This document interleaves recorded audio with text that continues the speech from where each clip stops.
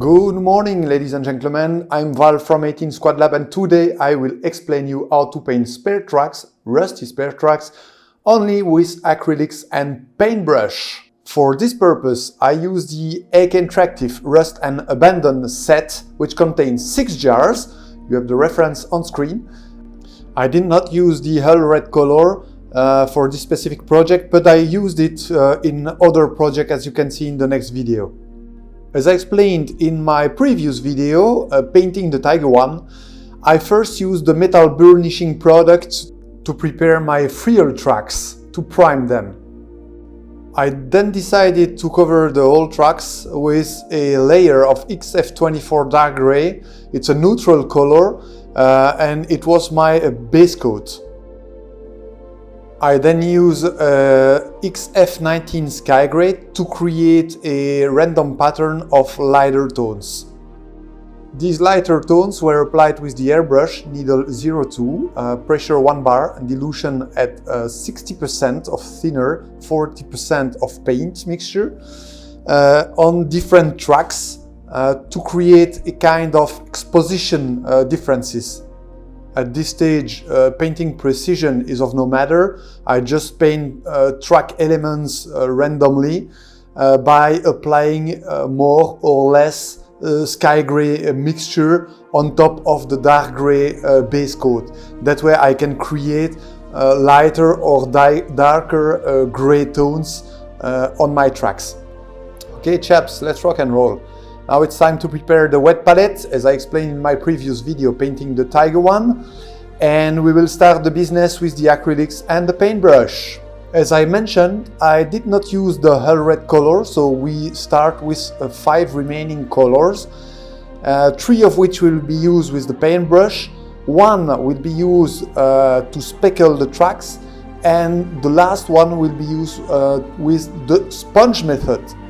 Okay, step 1. We apply with the paintbrush the first layer that will be the darker one, which is dark rust. The difficulty in general with the acrylics and working with paintbrush is that acrylics are drying very fast. And obviously once completely dry, you have no more option to move your pigments and to work with the different blending effects. So basically, with acrylics in general, it's best to work with very thin layer diluted with a little bit of water in your wet palette. Working with acrylics, it's best to create the effect by adding layer and layer and layer. All time very thin layers. You wetten a little bit your surface, and so long it's wet, you can push the pigments with your paintbrush head wherever you want, so concentrating the pigments on the edges of the piece or in the middle of the piece, wherever you want them to stay. What you can also do is wet your surface lightly with another paintbrush with normal water, tap water, prior to applying your paint on the piece. That way, at the moment you will apply your paint on the piece, the pigment will already find a medium, water, in which they can travel freely. And that way you can blend your pigment easily, and you gain also a little bit of extra timing for drying. It will dry slower. Watch out anyway not to put too much water. It's just wet a little bit so that the surface is not completely dry at the moment of paint application. As I mentioned, we always start with the darker color, which is in this case dark rust, and we will add layers and layers until we reach the desired final color. We are especially looking for a lot of color variation, tone variation. Our base coat and our pre-shading with gray will help us a lot, but you can also add more or less pigment layers on each different track elements, so that you have per track a different rust appearance. You can even on some track element apply almost no dark rust color and leave these small areas with the gray color visible. Okay, second round, we do it all over again with the next color, which is light rust. a much lighter tone. And for this particular color, we will concentrate our efforts mainly on edges and corners. We applied exactly the same procedure, working with very diluted layers and adding layers on top of each others, blending the pigments with a little bit of tap water. At the end of this second round, we should end up with something like this, and you see there are some spots where the gray color is still visible, and the density of the pigments is different from track element to track element. Ladies and gentlemen, third round, an easy one and a quick one. We use the medium rust, which has a more reddish tone, with the speckle method. It's quite easy, just use directly your paint within the wet palette, try to dilute it a little bit with water until you find the right texture. Made some tests on a sheet of paper, a paper towel, and then just use a paintbrush to speckle this color randomly on your tracks. Really easy, really quick, and this reddish color is used to simulate the appearance of new rust spots. A flat paintbrush with thinner hairs will provide you with with thinner droplets. This is the result at the end of this third round.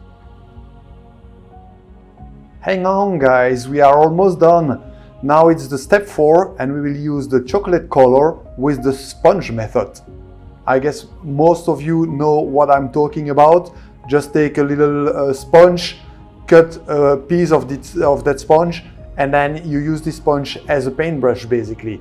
Drop your sponge within the paint, remove the excess of paint of the sponge on a paper towel, and apply this sponge on your tracks randomly.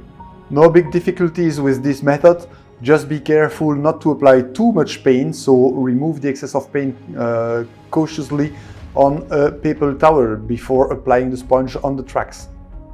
When it's all over, I also use the chocolate color with a very thin paintbrush to apply some scratches at some locations. Okay, step 5 and last step, we will apply the orange brown again with the paintbrush. This step is rather fast and easy. You have to dilute a little bit more your paint with water to create a more translucent layer, and you apply it with your paintbrush only on the areas where the wheels were in contact with the tracks. So basically on both sides of the guiding teeth and also on these guiding teeth. You can obviously apply this layer of paint anywhere else. It's only a visual appreciation. Personally, I used it on these zones to simulate the presence of more metal pigments due to the frictions between metallic elements.